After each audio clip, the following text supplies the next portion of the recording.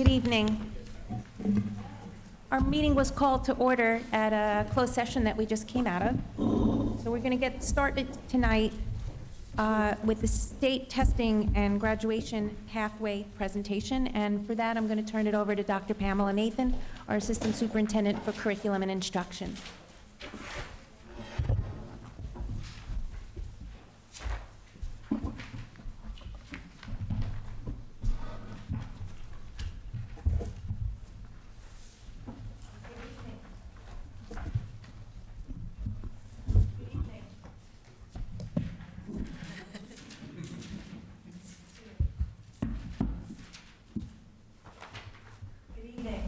It is my pleasure and responsibility to share the state testing and graduation report with you tonight. A few notable changes. There was a new test name from PARC. We have transitioned to the New Jersey Student Learning Assessment, or NJSLA. This presentation contains both district and state scores only. Due to the shift in NJSLA, there is no more PARC consortium.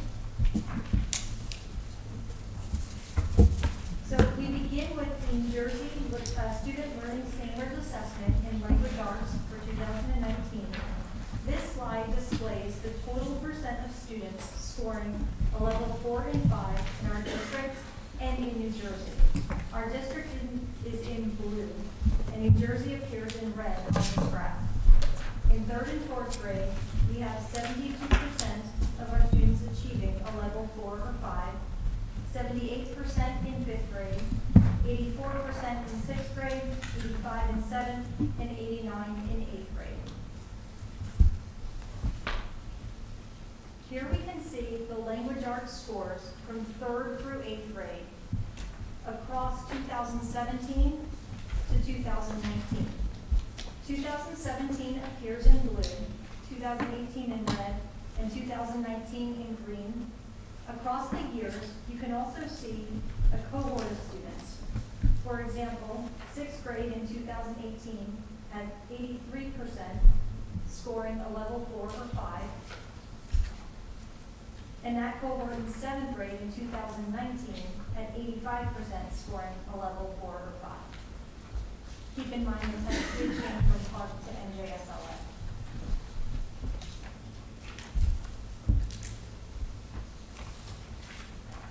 This slide displays the percent of students in our district in blue and in New Jersey in red.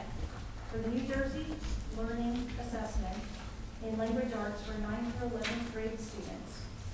Here, 81% of students in 9th grade and 84% of students in 10th grade scored a level 4 and 5. Also keep in mind, in the winter of 2019, the high school assessment graduation requirements approved for the classes of 2019, 20, 21, and 22 for English language arts included that students must demonstrate proficiency on either 1, the New Jersey Student Learning Standard Assessment, PARC English Language Arts in grade 10, or 2, by meeting the designated cut score on alternative assessments. Therefore, our students in 10th grade are too low to, the number of students is too low to report on for student privacy purposes. This slide displays the percent of students achieving a level 4 or 5 in language arts across 3 years of state assessments. 2017 is in blue, 18 in red, and 2019 in green.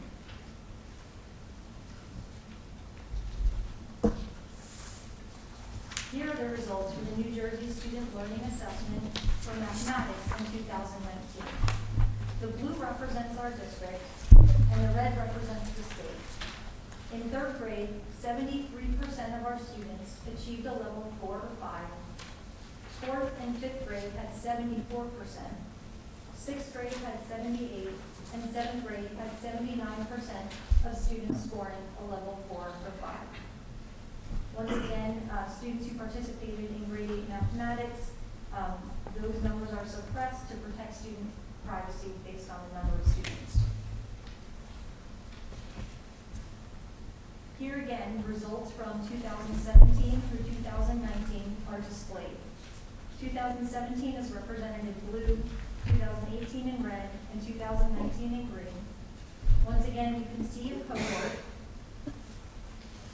For example, 71% of students scored a level 4 or 5 in fourth grade in 2018, and 74% in fifth grade in 2019.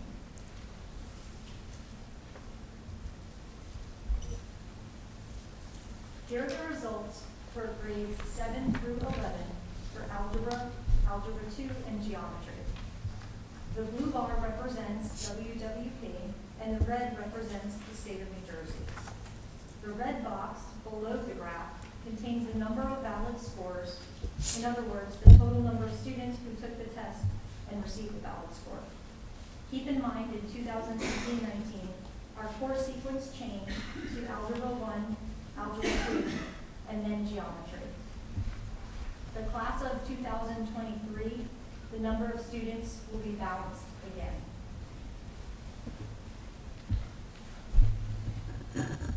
This slide displays the percent of students scoring a level 4 or 5 over the last 3 years. Blue representing 2017, red 2018, and green 2019 across Algebra 1, Algebra 2, and Geometry.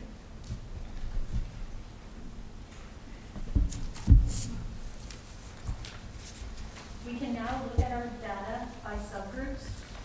Here, the average score in math and English language arts is displayed in the bar graph, and the percent of test takers is displayed in the red box below the graph. Math is represented in blue, and English language arts is in red.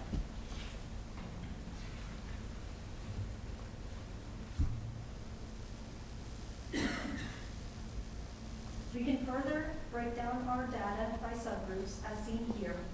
Here, 9% of test takers are in our special education subgroup. 4.4% of students taking the New Jersey Student Learning Assessment in 2019 comprise our economically disadvantaged subgroup. Math is represented in blue and English language arts in red.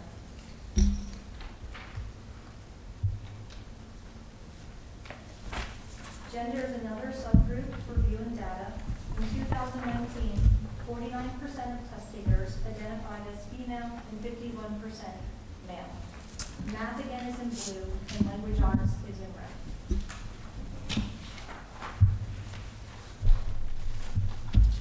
Shifting from New Jersey Student Learning Assessment to the SAT and AP. These assessments typically are administered in high school to juniors and seniors.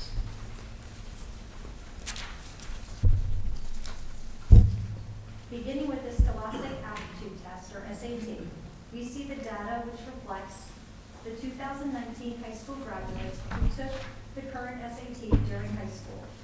If a student took the SAT more than once, the most recent score is summarized. From left to right, with evidence-based reading in blue and math in red.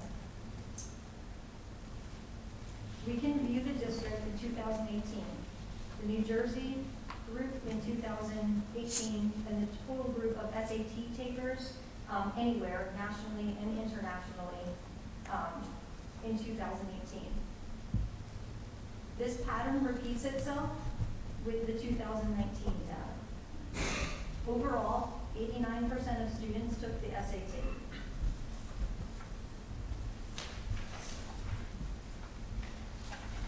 This data reflects 2019 high school graduates who took the current SAT during high school.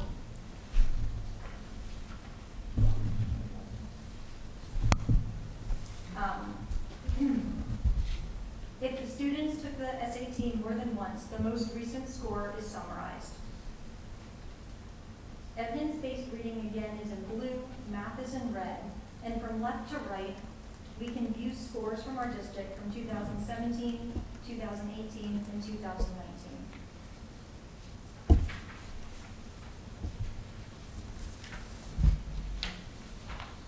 With this slide, we transition to the Advanced Placement Exams, or AP.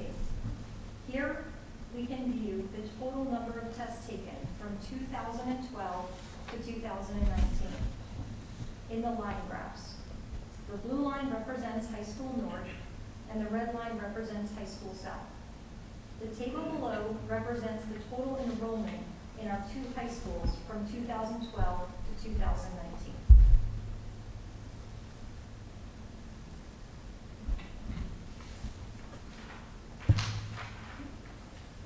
The summary of AP results by school can be viewed here. AP scores range from 1 to 5. Here you can see the total grades reported and the percentage of that total for high school south and for high school north.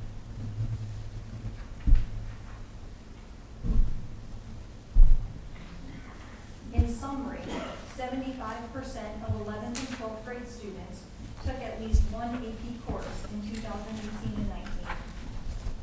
95% of 11th and 12th grade students enrolled in an AP course scored 3 or above on at least one AP test in the 2018-19 school year.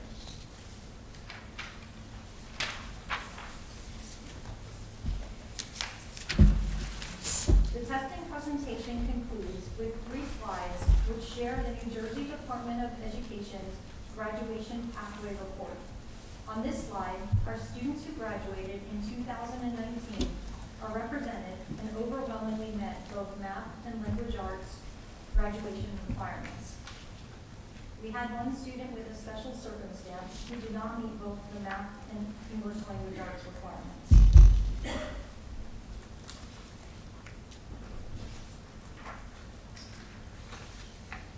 This slide looks more specifically at the graduation pathway report just for English language arts. On this slide, you can see 579 students met the first pathway, New Jersey Student Learning Assessment. 134 met the second pathway through alternative assessments. 3 students met the third pathway of portfolio appeal, and 18 students met the alternative English language arts requirement specified in their individual education plan or IEP.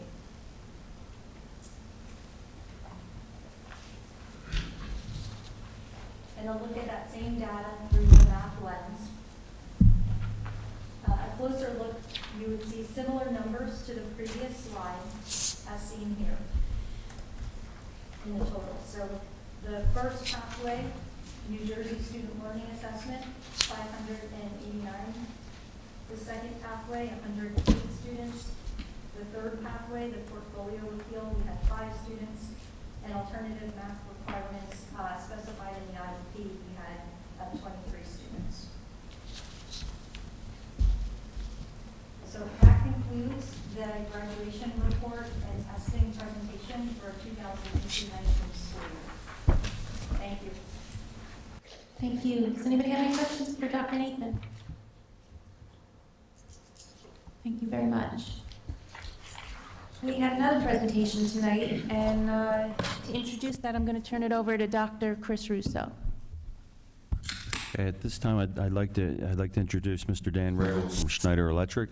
We've been working on an ESIP project for at least probably the last 18 months or so. It's an energy savings improvement project where basically you take the savings in infrastructure from utility bills and pay that capital investment back through the savings and utility bills. And if you're ready, Dan. Yeah, 1 minute here. So I can do a song. Yeah, like a slow down song. Are you prepared? Oh, what? Okay.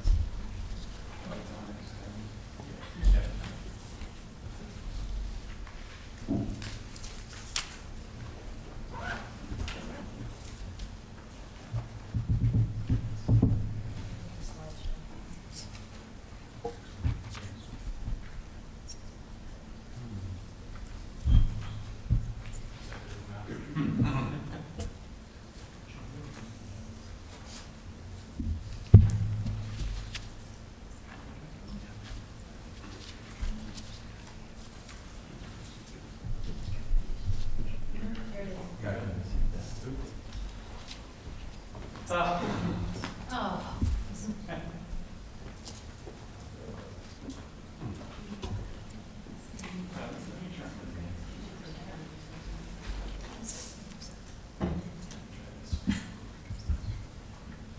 There it is, oh, don't touch it. good? All right.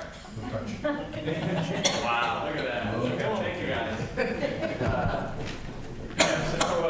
As Chris said, I'm Dan Rego with Schneider Electric. We've got maybe 15 minutes of material we're hoping to present as the result of the project development phase of the Energy Savings Improvement Program. Unfortunately, I'm going to be doing a lot of the talking, so I'm going to let the team introduce themselves here. Kirby? So I'm Kurt Beasley, I'm the project development engineer. I work with the maintenance, facility staff, as well as the administration in understanding the needs of the project. My name is Weston Ernst, I'm a regional manager. Brad Ham, Construction Services Manager. My team takes care of the implementation of the projects. Good evening, I'm Donna Gomez, with Schneider Electric for 8 years, been in the industry for 15 in a variety of roles. My primary role with this district is to make sure that the post-construction education is there for your facility staff. We put together the proper measurement and verification and support services afterwards so that you see and sustain the savings that were promised throughout the project. Do I need to use the mic? You guys can hear me okay? You need to use it for the- Okay, for the recording? All right, sounds good. Thank you. Yeah, so like I said, got about 15 minutes. We're hoping to go through, give you guys a high level of the project we have here. So just be aware that there's a lot of kind of behind the scenes. I'll say Kirby and myself probably spent the better part of this year working on this project on site, going through the schools, meeting with the district. We've got a report, 300 pages long with a lot of the details. So this is really the high-level snapshot. So looking on page 3, ESIP process. Going to try and keep the acronyms to a minimum. This is one you guys should try and remember, Energy Savings Improvement Program, which really this process is not a Schneider process or a district process. It's a state process. So it was established by New Jersey legislature in 2009. The program has been going strong for about a decade. However, the industry has been around for probably 30 years. So this process is managed by the New Jersey Board of Public Utilities. So they really oversee it, our goal would be to give you guys an overview of the project. And once the district is comfortable in moving forward, a third-party firm hired by the district would review the plan, and the State Energy Office, the BPU, would review it. So those are just some of the steps that would be coming next. But really, at this point, we've spent a tremendous amount of time over the past 7 months putting together what we feel is a very beneficial project for the district. So what are we actually talking about? There are 3 areas that this project is focusing on. Number 1 is cost savings, trying to find efficiencies in the district. How can we reduce electric costs, natural gas costs, water, sewer, any other utilities, as well as maintenance costs. So that's the first. Second is focusing on the capital needs. As you guys know, there's a lot of needs within the district's facilities that are going to need to be addressed in the coming years. So that's really what we focused on, is how do we try and address some of those most urgent capital projects that on one hand are a maintenance challenge for the district staff, but also have an impact on the learning environment, which is number 3, right?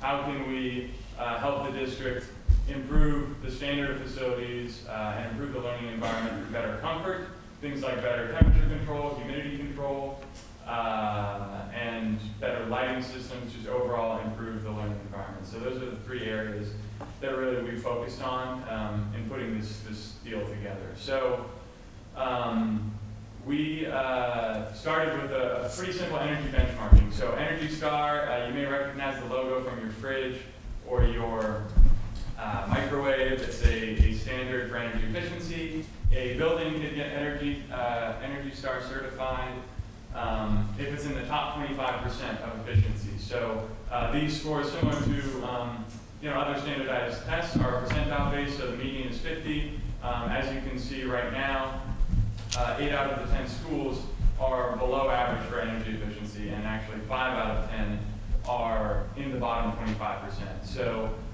don't take that too personally. There's a couple of factors against your guys' benefit in this calculation. Number one, you've got a lot of air conditioning in the schools. Believe it or not, a lot of other schools don't have that. And you've got a lot of usage of the buildings on the weekends, in the evenings, during the summer. So that plays a big impact here. But on the positive side, there's a lot of room for energy efficiency and cost savings, and that's what we're going to talk about. So if we look at the utility costs annually for the district, $3.1 million every year comes out to about $250,000 a month to keep the lights on and keep the schools heated and cooled. So this project that we're going to get into looks at, through a turnkey set of improvements, reducing that by roughly $1.1 million a year. So the concept of the Energy Savings Improvement Program is coming with a project that the district moves forward with, the state approves, and then goes out and gets third-party financing, similar to a referendum where you go to voters. However, because this is essentially reallocating existing dollars within the budget that are going to utilities and instead investing it in the facilities, there's no voter authorization required. It's just a similar financing mechanism. So if you take $1.1 million over 20 years, you're looking at roughly $30 million with some escalation of savings over the next 20 years. Money that would be going to utilities that could be reinvested in the district. So that's what we're looking at. On the energy side, on the capital needs assessment, which really is, I would say, the core of what we've been doing over the past 6 months, is going into the buildings with open eyes. What do we see? What do we hear from the staff? Not only facility staff, but teachers, principals, HVAC mechanics, and really coming up with what are the needs, some of which are already on the district's capital plan, some of which are new.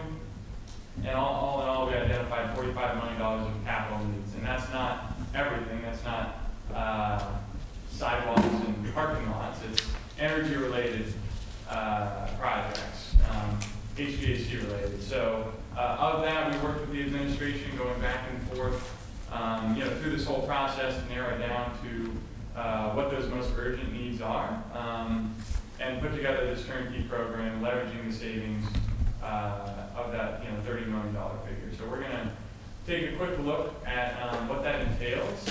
A lot of it is fairly common sense things that I'm sure you all are familiar with, right? LED lighting, changing bulbs to LED, putting in motion sensors so the lights turn off when you're out in the room.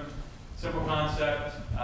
When you're looking at a district of this size, that's, I think, around $350,000 in savings just from the lighting component. So we've got a lot of different, what you would call low-hanging fruit that we're proposing to move forward with. Other things like insulating pipes or insulating the buildings. You have less air coming in from the outside or going out when you're conditioning it. So a lot of common sense measures. Really the art of it is combining that with what are the key needs within the buildings, and trying to essentially create funding for those projects without further burdening taxpayers. So on the second page here, we go into that. I'm going to let Kirby talk a little bit about some of the infrastructure challenges we're addressing. So at High School South, we know that based on our surveys, talking with the staff, we know that there's a lot of need there. You have good staff on the facility side, but we're coming in and seeing aspects of systems running 24 hours a day. We're going to be addressing those types of issues at High School South as well as at Dutch Neck, and replacing the equipment where it has failed. It's at or beyond its useful life, and just like anything else, it can fail despite the best efforts of everybody going forward. We're looking at rooftop units and some boiler replacements to improve efficiencies all around, not only on the heating side, but on the cooling side. And then the gray boxes, as we see there, the ECM is excluded, the green is included in the project. So that's part of the 15 million that has been excluded from the project, the gray boxes there. And then we have the sustainability side where we're looking at that solar power purchase agreement and the sustainable Jersey and the combined heat and power system for the buildings as well. Yeah, so a lot of what we heard, not only from the district's team, as well as our own observation of what the key needs were. Really, as Kirby mentioned, High School South came out as a big one where there's a lot of improvements to be had there. Dutch Neck Elementary School, as well as part of Community Middle School, where not only our staff saw, we heard it from the district, and we actually went through over a year's worth of work orders to see where are complaints coming from to try and get some objective verification, and it gave us the exact same results as what we were hearing from the staff. So it all lined up. On to the next page, just taking a deeper dive. Again, the concept is coupling some of the cost savings opportunities with some of the key needs of the district.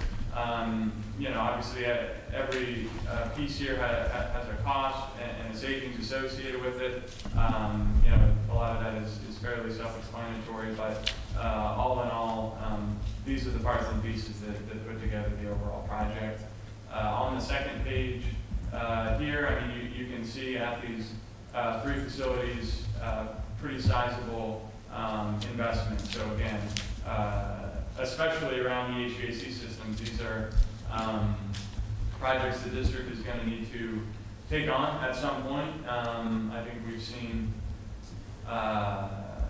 really opportunities to improve the comfort and, just from talking to principals, vice principals, new teacher orientation on High School South, we'll carry a sweatshirt if you move in between rooms, right? So how can we try and standardize that so that students, staff aren't negatively affected by temperature fluctuations, humidity fluctuations, things of that nature. So that was a big focus.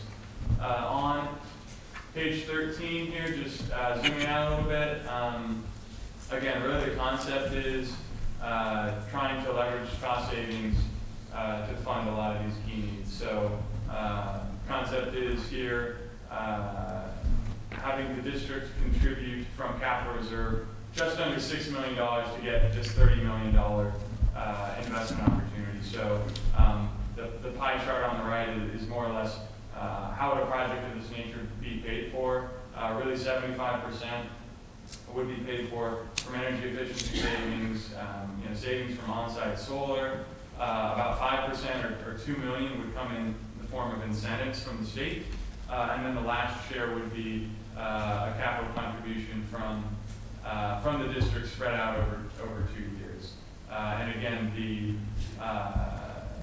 really the key needs that are kind of the heavy, high-cost items are trying to get High School South, Dutch Neck, and Community Middle School to where they need to be that provides adequate learning environment, comfort, and eliminates a cost that the district otherwise would have to try and find a way to address.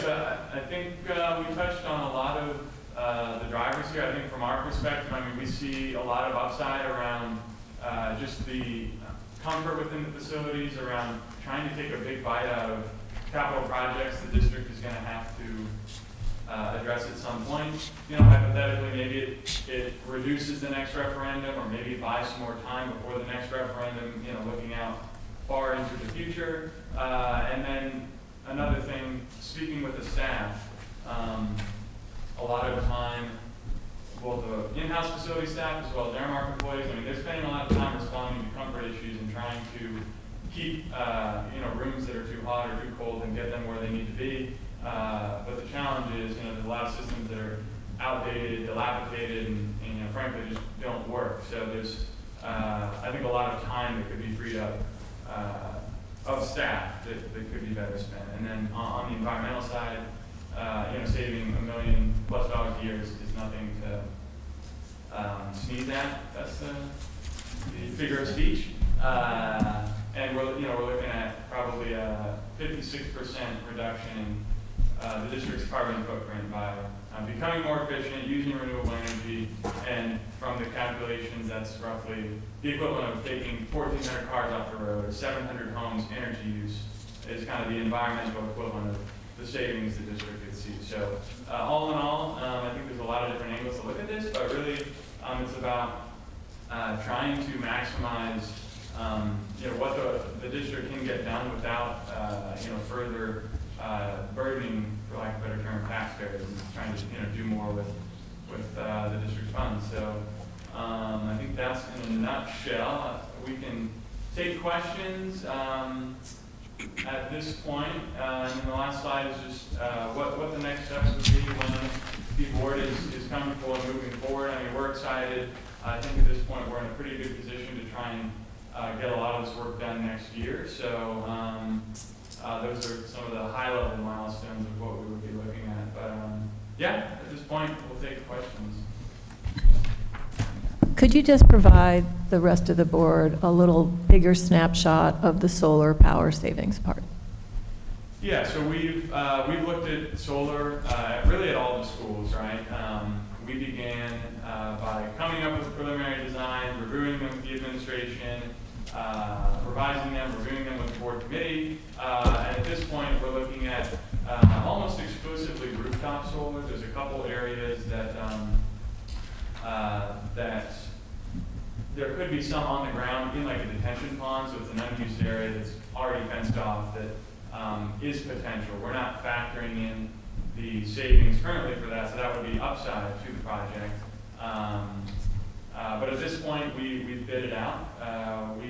Once we got kind of the direction from the board committee, we went through an RFP, or the district did. We assisted in the process, and a solar company has been hired, Fister Energy and Green Skies. I'm just going to flip forward. You guys don't have this in your packet, so you'll have to take a look here. But the concept is a power purchase agreement. Really, it's a way to get solar without paying the upfront cost. So a third-party company invests the money to build the system. They own it. They operate it long-term. They sell the power to the district. So right now, if you can see the blue chart, this is really the rate the district is paying on its electric, 10 plus cents on average.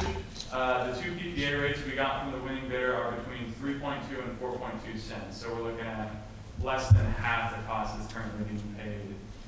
So we're, right now, there's 8 schools that have the solar at this point. Final designs will be reviewed by the district. And the schools that do not have it due to roof conditions not lining up, just the timing of it would be Community Middle School and Town Center. But again, it's all on the roof, so it's not encumbering. I know that's a long answer, I'm sorry. I tried to cover every possible question. So you're saying that those 2 schools don't have roofs appropriate for solar panels, is that right? Yeah, so Community Middle School, the roof is older. I think it's about 7 or 8 years old, so it's still got another 7 years on the warranty. So typically these solar agreements are 15 years. So what we don't want to do is advise the district to put solar on a roof that is the roof's gonna need to be replaced, and then you're gonna have to pull all the panels out. That's costly, and it's just not advisable. So that's Community Middle School, it's just kind of right in the middle. Town Center is closer to the end of its the roof, I guess, lifespan, but it's still got a solid, I think, 2 to 3 years. So I think once that roof gets replaced, it could potentially be looked at to put solar there, but not at this point. I have another question on the second included ECMs. You say payback period. There's a column at the end of the chart on payback period, and it has numbers like 265, 1776. Is this days, or what is this? These are years. So 1776 years? yeah, that's like 2,000 years almost. And why are we going to do this? So which one are we looking at? We can look at any of these. So really, this is a form that is used in the New Jersey process. We've got to show this is kind of how they want to see it. So we extend that to the district. But what I mentioned earlier, these are either energy savings opportunities or they're capital needs. I don't know if Dave or Chris want to talk on this one, but this is old equipment in the high school, and Kirby actually could talk. Yeah, I can talk how many days now. So this is 1972 original equipment, and it has seen better days, and that would be one reason to replace it. It still functions to some degree, but by and large, we see that it doesn't. So you see refurbishment here versus replacement. If we were to add replacement to it, it's another like $1.5 to $2 million additional district contribution. So as we looked at projects, we looked at, there's a big formula to get to the 30 million or so. And we had to make some determinations. It was critically important that we worked on the rooftop units at 700-800 wing at CMS. About 75% of Dutch Neck is included within this project. And then majority of South, with the exception of, I believe, the science wing, and some refurbishment of a couple of pieces of equipment. If we were to do it all, you heard that bigger number of that 45 million. If we were going to do most of the HVAC at totality, it would have been around 39 million. And so when we looked at sort of the total amount of what could come out of district share, and we looked at about 2 years worth of dollars that we normally spend towards capital outlay or capital project dollars each year. So that's where the 3 million per year comes into. That's what we thought was our upper limit on district contribution towards it. So then it was, how do we address the high priority needs areas and still, and so when you see something like refurbishment, 176 years, it's not, for the money spent, it's not going to get you a repayment within the 30 years. It would take 2,000 years to get repayment on that. But it was how do we find the totality of programs? And then I see Chris smiling because he's probably going to tell me about you don't qualify for all the reimbursements and all the rebates and all the other parts. Depending on the project, you also have to mix and match of what you get. So how do you stretch the dollars? Right. So what I would jump in is some things don't save money. It just needs to be done. It needs to be updated. Right. Yes. So after doing this, will we no longer have High School South have a freezing library and overheated other classrooms, et cetera? Only part of it. Okay. In all seriousness, though, the reality is that we don't fix everything at South in the East Ep. We fix the majority, and we'll have to come back with additional dollars moving forward. Well, that's what I'm wondering. Is after this project, would you then come back to do the gray box projects at a later date? Yeah, I mean, that's ultimately up to the district. I think there were some that just made sense to try and tie in with the referendums and smaller stuff. There were some that still has probably another 5 years, like at Grover Middle School, heat pumps that, do the geothermal loops. Those probably have a few more years left on them. So ultimately, I think what was not included is up to the district to either use for planning purposes, for whatever kind of the best future path is. So there's potential for more energy savings in the future? Yeah, I think a lot of the measures that are going to save a lot of energy, we're trying to implement that for the financial benefit of the district and the project. So, but there are incremental gains of some of the things that aren't being done. Yeah. So if I, yeah. I just wanted to speak to what Chris were speaking about, and that's really the purpose of the program is to be able to find those measures that drive a lot of savings from very little cost, and then couple them with the real expensive needs the district has, and build that into a program that fits within that 20-year window for financing purposes. And that's the intent, get as much of that real work done. So I think to Dan's point, is there still going to be some energy savings in the future? Of course. However, we're going to capture the majority of the easy savings now, right? So those savings that will probably be left in the future will be a little more expensive to come by. It becomes, what's the purpose of that individual piece of work being done at that point? Okay. Yeah, and if I could jump on too, is from these guys explaining it earlier, is the project you have before you maximize, as Dr. Adderholt said, maximizes all rebates along with hitting the needs of the district, along with, being able to bunch as much as we could for the sake of the learning environment in one project. So, because other projects could have been chosen, but they would not have received the rebates, those sort of issues.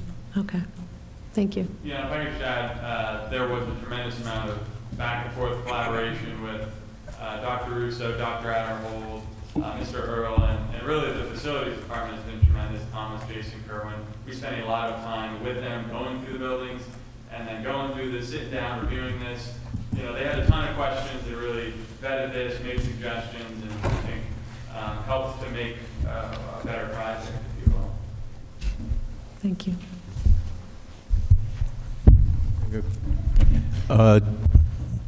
I assume this has all been timed out with the referendum work. You talk about Workers South and community. You know, it's not. Yeah, so the plan is that there's going to be future coordination meetings. But I mean, there has been discussion now, but there'll be continued meetings. And just to add to that, George Duthie, our district architect, has been involved in many of these meetings.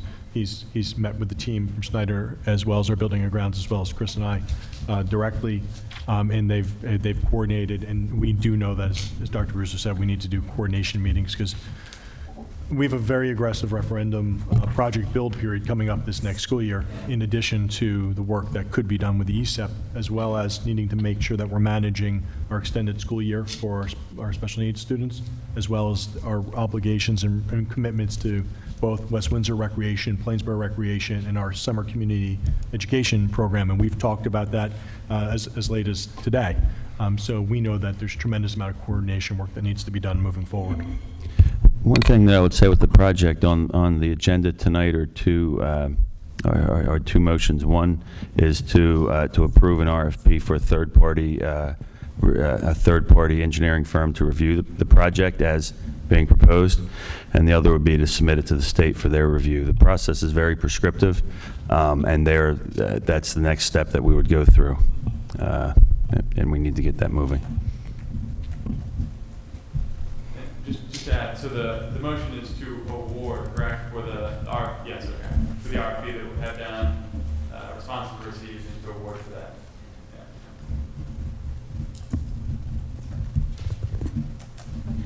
That was my question. I wanted clarification on what the two motions were, but the award for the third party and So then, on top of that, you have two motions tonight in a coming meeting. Hopefully, if everything goes well after our discussion, and thought process, two more motions. One would be to actually approve the project, and the second would be to approve going out for lease purchase financing for 20 years for this project. And that would be similar to the motion that we did for the selling of the referendum bonds, where you would say that enter into an RFP process to enter into that process and then execute all of those documents. Given interest rates right now, it's very favorable. We want to keep this process moving if we can. We're hoping for, again, a 2% or lower rate on this project. Again, if we, given current market conditions, but obviously we can't promise that. I have another question. In your presentation, it mentions that this could also be used as an educational opportunity for students, and how would that work? Yeah, I mean, Schneider, our group almost exclusively with schools, some with other groups, but we spend a lot of time working with schools. So we have a lot of, I would say, out-of-the-box educational programs, but a lot of it honestly is customized. Most districts we work with, I mean, they have initiative overload. The administrators, teachers, everyone's got 100 things, so we're not trying to pile one more thing on. So usually we would sit down with green teams, which we've done several times over the past couple of years, or like a STEM director, and just try and see, is there some overlap between what we're doing and some of the goals of curriculum directors or green team leaders or what have you. So one thing we did earlier on was we submitted a grant with the district to Sustainable Jersey, got $10,000 to set up a energy dashboard and an energy reduction competition. So when you look back to those school-by-school scores, having a program that tracks that month over month, and the green teams in the different schools can have activities to try and reduce energy use in their building, shut off computers, and we could help facilitate that. at that level. So that's one specific example, but again, it really kind of depends on what the interests are. Not only shut them off, but unplug them, right? Yeah. Yeah, thank you.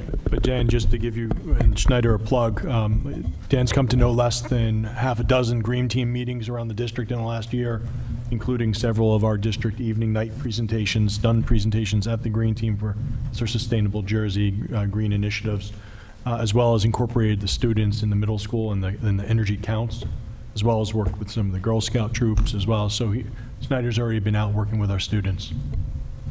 Yeah, and career fairs, STEM fairs, we do that a lot. Donna was at one on Friday. I think Brad was there too. Yeah, so. Thank you. Are there any other questions? Well, thank you, Dan, and your team. We appreciate it. That brings us to the first opportunity for public comments. The board invites thoughts and reactions on agenda items and items of concern from members of our community who are present. Each participant is asked to give his or her name and address prior to making a statement, which will be limited to 3 minutes. All statements shall be directed to the presiding officer.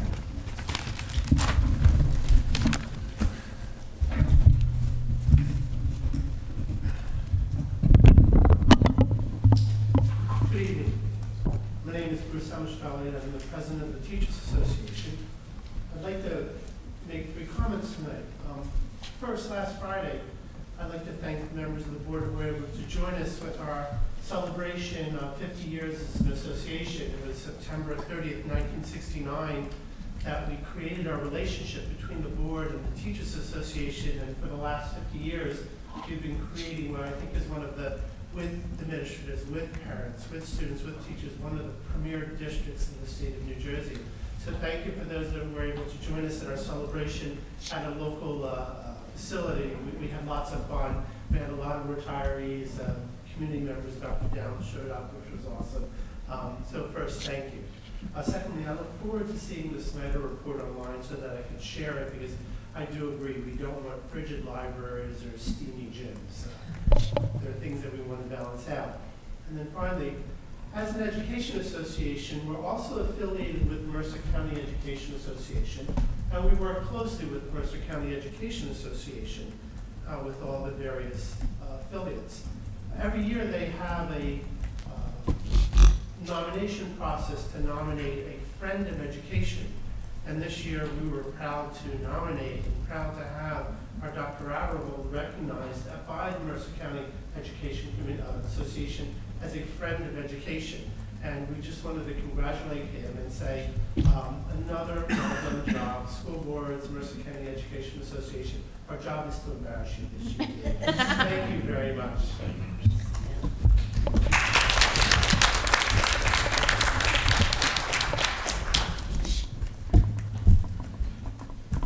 Anyone else?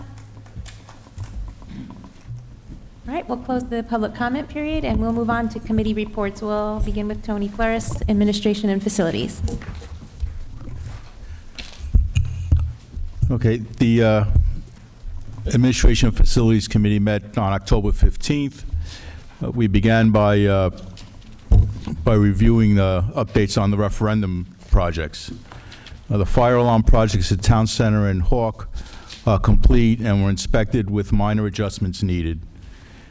Phase 2, including Community, High School South, Hvac, will be coordinated with the new construction, and Phase 3 will include Dutch Neck and Millstone River, and the work is set to begin in the summer of 2020.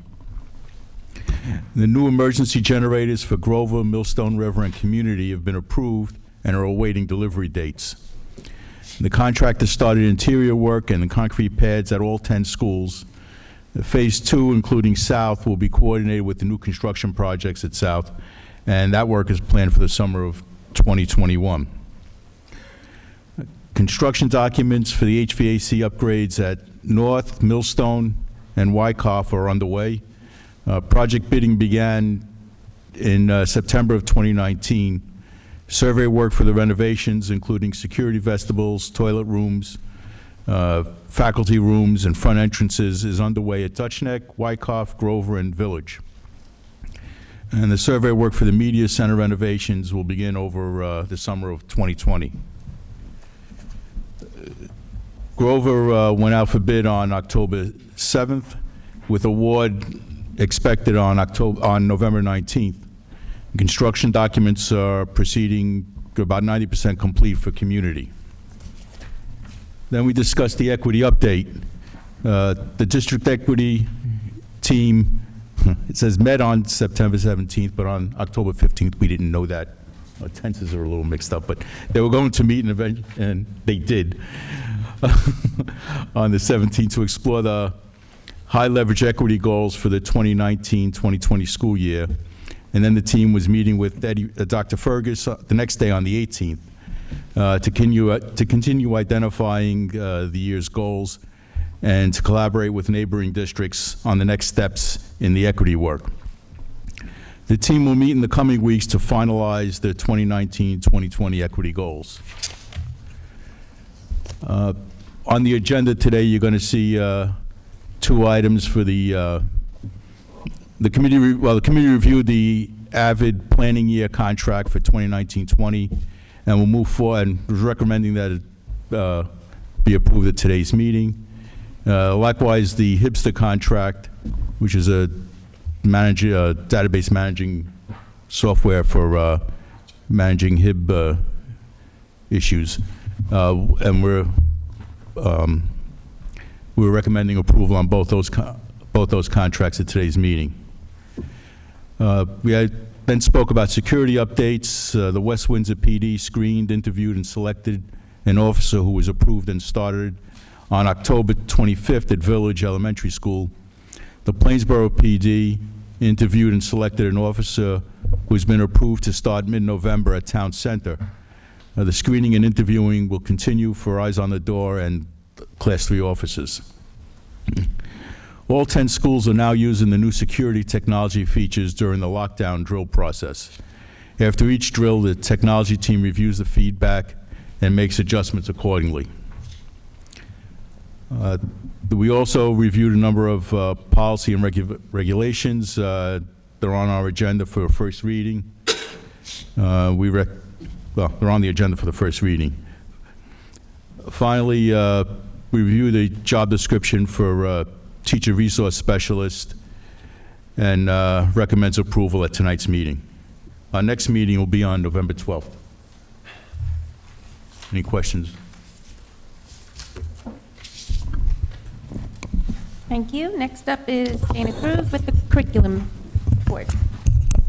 The curriculum committee also met on October 15th, and first we were joined by Jill Gagliardi, who's a music teacher here at Village School, who is working on her master's degree.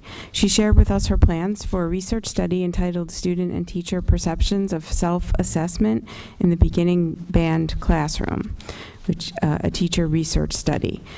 Ms. Gagliardi will be asking for student volunteers with consent from their parents to participate in her study, and all institutional review board protocols will be followed.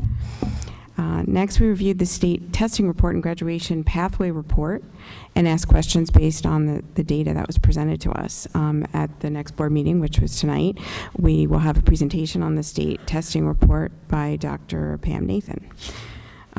We recommend submission of the West Windsor Plainsboro Regional School District Board of Education, New Jersey Quality Single Accountability Continuum, commonly known as NJQSAC, the district performance review for the 2019-2020 school year to the New Jersey Department of Education upon the recommendation of the superintendent and pursuant to code. The committee also recommends acceptance of the amendment of the ESEA entitlement grants. And the committee recommends approval for professional development workshops and travel as follows. 7 community education group leaders to attend the Level Up After School Conference in Princeton in November at a cost of $173 per day plus mileage. 1 district employee to attend the Teacher Educators for Children with Behavioral Disorders Conference in Arizona in October at a cost not to exceed $1,431. 1 district employee to attend the Autism New Jersey Conference in Atlantic City in October at a cost not to exceed $550. The committee also recommends approval of several overnight field trips for the 8th grade at both middle schools. The German students will go to Washington, D.C. in April, and that trip is about $275 per student. And for High School North, Model Congress will go to Washington in November for approximate cost of $450 per student. The same group of Model Congress will go to Yale University in New Haven in December. That cost is approximately $400 per student. Model Congress to Columbia University in February. The cost of that is $300 per student. Model Congress to the University of Pennsylvania in March, and that cost is about $300 per student. For High School South students, the Science Olympiad will go to MIT in January, and the cost of that is approximately $230 per student. The Science Olympiad Nationals is going to be at North Carolina State University in May, and that will be about $650 per student. Science Bowl Nationals is in Washington, D.C. and Maryland in April. There's no cost associated with that trip. The National Ocean Science Bowl Nationals will be in Mississippi in April. No cost associated with that trip either. And the Junior Statesman of America in Woodbridge, New Jersey will also go there in April, and the cost is $190 per student. We will next meet on November 12th. Any curriculum questions? I'll turn it over to Louisa Ho for the Finance Committee report. Okay, the Finance Committee met on October 15th. Staff informed the committee that Scott Clellan from Wist & Company will attend the November meeting to present the audit results. There is some uncertainty as to when the audit will be presented to the full board because the state of New Jersey may not supply some required information in a timely manner. The committee reviewed the finance agenda items for tonight's meeting and supports the items. This includes hiring DLB Associates as a third-party reviewer for the ESIP project for $14,500, approving Advocate for consulting services related to an RFP for custodial services, and change orders for the Town Center project. We discussed the monthly financial reports. So far, the fiscal year is running similarly to previous years. Staff presented their calendar for preparing the 2020-21 budget. Preliminary budget discussions have started. Healthcare, dental, and prescriptions costs will increase by 6.5% starting January of 2020.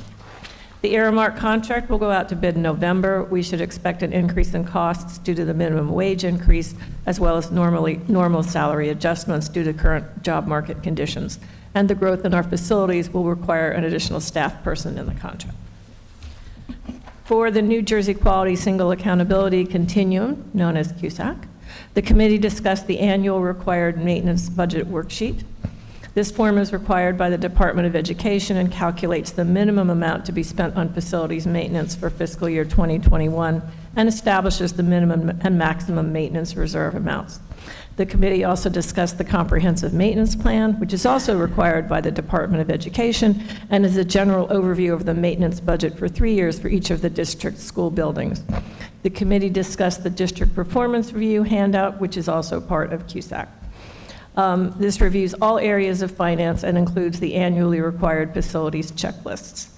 Department of Education officials will be in district on February 27th to review the district's operations. The district's financial documents required for review will be submitted to the Department of Education by November 15th. Then there was the Energy Savings Improvement Plan. We had a more detailed presentation by Dan, and I'm not going to go over the details because I think we've already covered them, but we clearly had the longest committee meeting of the night. But we had fun too. All right. For Sustainable Jersey, 8 of 10 schools are at least bronze certified. The first Green Team meeting of the year will be October 17th of 2019. The district has been notified that it is in the running for a $220,000 grant for an industrial composter. The grant would be through an application by Princeton University for a grant through the New Jersey Department of Environmental Protection. Our district would be one of 3 K-12 districts participating in the grant. Our investment is anticipated to be between $50,000 and $100,000 for a building with heat plus operating costs. The reason we're looking at that is we've changed over to many compostable products in our food service, but now we need a place to compost them. Food service. The school has gotten off to a good start regarding student lunches. There have been a few concerns regarding the catering cost guide for other than student lunch events.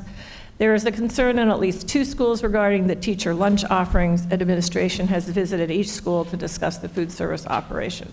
Overall, the opening of school food services went well. For transportation, the opening of the school also went well, but it's never perfect. There is a current discussion with a parent regarding paying the parent to transport her son to an out-of-district placement. Construction update, I think we got the short version of the construction update. I like going last. So Tony covered the construction update already. And that's about it. The committee will next meet on Tuesday, November 12th. Are there any questions for the Finance Committee? Okay, so we're going to move ahead now with the voting portion of our meeting. We'll begin with the motion, please, on administration items 1 to 8, plus the yellow addendum. Tony and Morton. Are there any questions or comments? I have a question.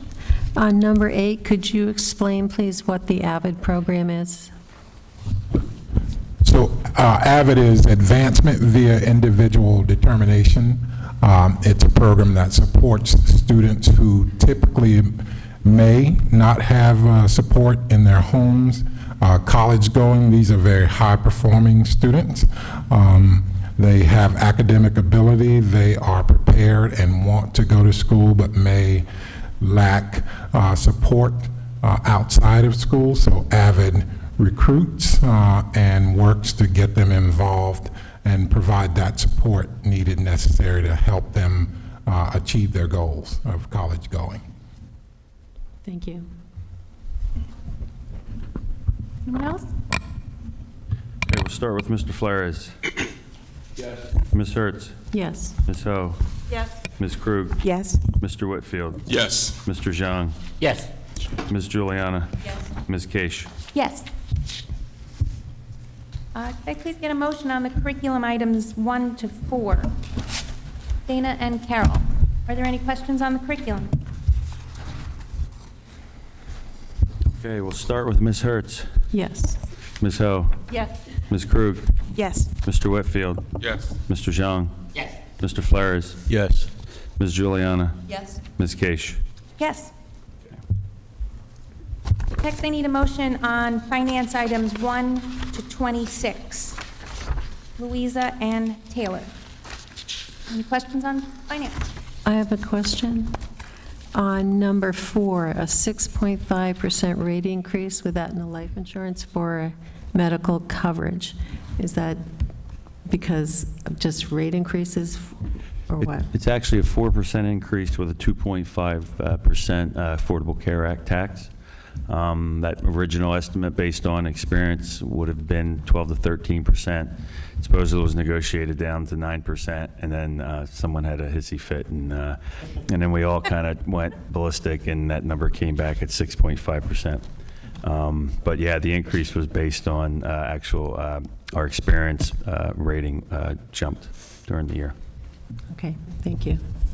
I have another question. On number 26A, a staff member to attend ALICE training. What is ALICE training? So ALICE it's a security training. It's an advanced security training. We already have security practices in place and procedures and protocols in place in district. What ALICE does is enhances that. The acronym is alert, lockdown, inform, goodness, I knew I was going to get close. The last one is evacuate and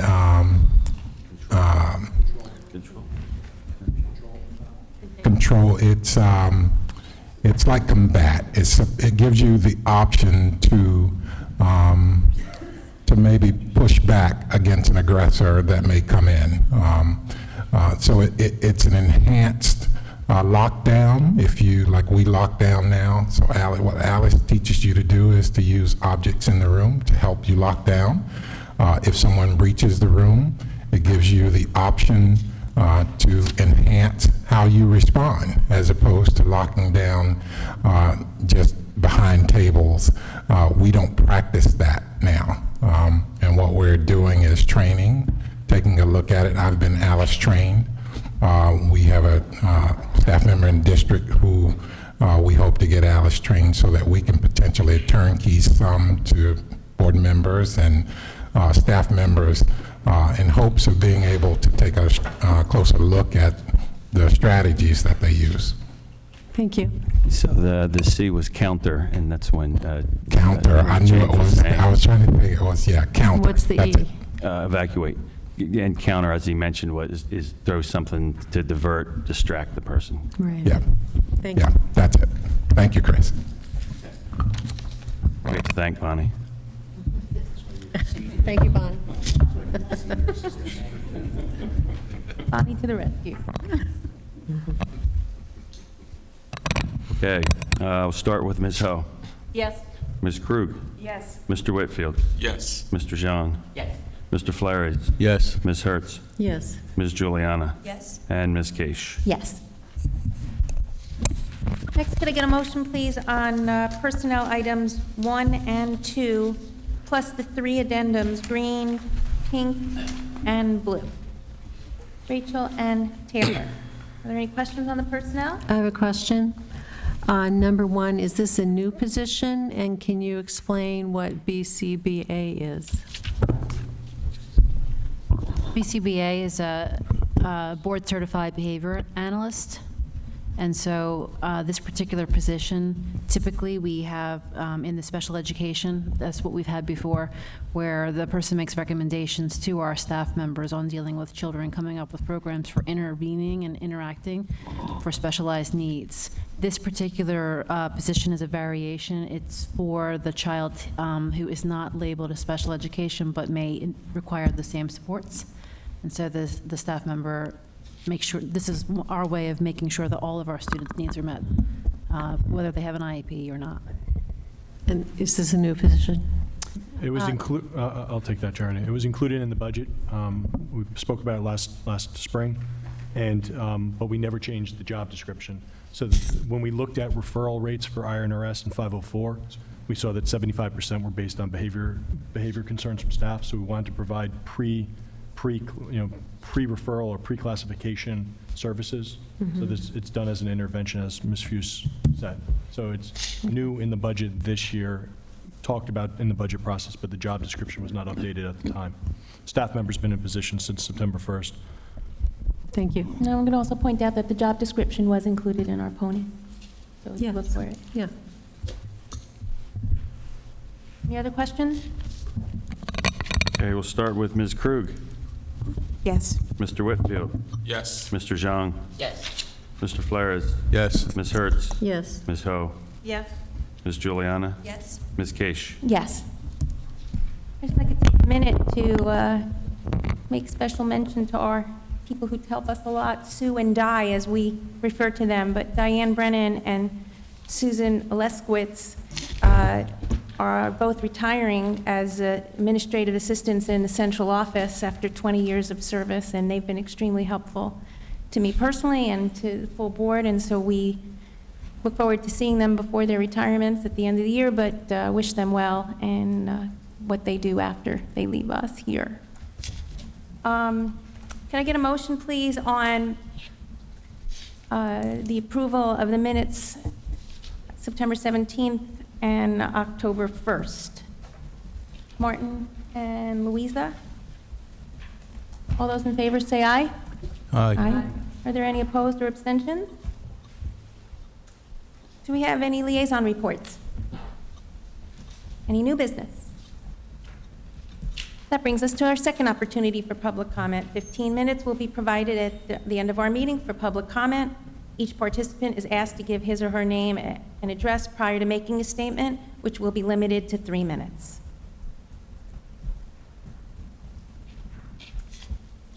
Well, seeing as there's no public comment, I'd like a motion to adjourn, please.